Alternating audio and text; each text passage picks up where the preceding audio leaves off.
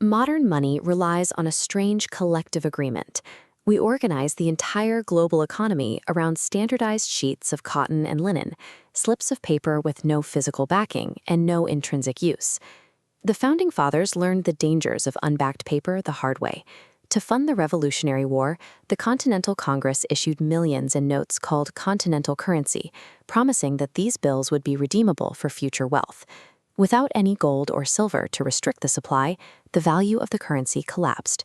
Inflation wiped out the public's purchasing power almost overnight, giving rise to a bitter national insult, not worth a continental. The newly formed government realized that trust alone was a fragile foundation. If they wanted a stable economy, they needed to tether their new currency to a physical, objective anchor. Under the Coinage Act of 1792, Alexander Hamilton looked for a solution that was already proven in the global market. He didn't try to invent a new monetary concept. He copied one the world already used. His target was the reigning global reserve currency of the era, the Spanish milled dollar. This silver coin was the standard for international trade from Europe to the Americas. Hamilton defined the new US dollar not as a government promise, but as a specific physical mass, exactly 371.25 grains of fine silver. This physical tether bypassed the need for political trust. The value of the coin lived in the pure silver it contained. The original American dollar wasn't an independent invention. It was a physical clone of a foreign superpower's money. As the 19th century progressed, a massive industrializing economy could no longer rely on the physical transport of heavy metal. Merchants needed commerce to move at the speed of a steam engine. After a brief experiment with unbacked greenbacks during the Civil War, the government returned to a hard anchor. By 1900, the Gold Standard Act legally tied the dollar exclusively to gold. In 1913, the government created the Federal Reserve to manage this system. The Fed issued paper Federal Reserve notes, a convenient, portable layer of credit designed for a modern economy. These notes were essentially receipts. At any time, a citizen could theoretically take their paper to a bank and exchange it for a specific weight of physical gold. The physical anchor remained.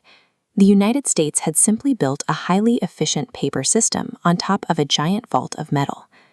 By the end of World War II, Europe's industrial base was in ruins. The United States emerged as the world's dominant military power, holding the vast majority of the planet's gold, and a manufacturing sector untouched by the conflict. In 1944, delegates from the victorious nations met at Bretton Woods to design a new global financial order. Under this new system, Allied nations agreed to peg their local money directly to the US dollar. The United States guaranteed the system by pegging the dollar to gold at $35 an ounce. The dollar became the essential middleman between paper and physical wealth.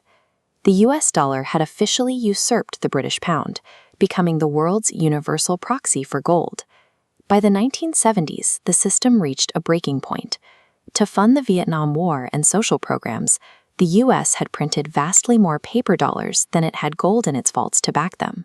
Foreign nations spotted the deficit and began a run on the US Treasury, handing back their paper and demanding their physical gold in exchange.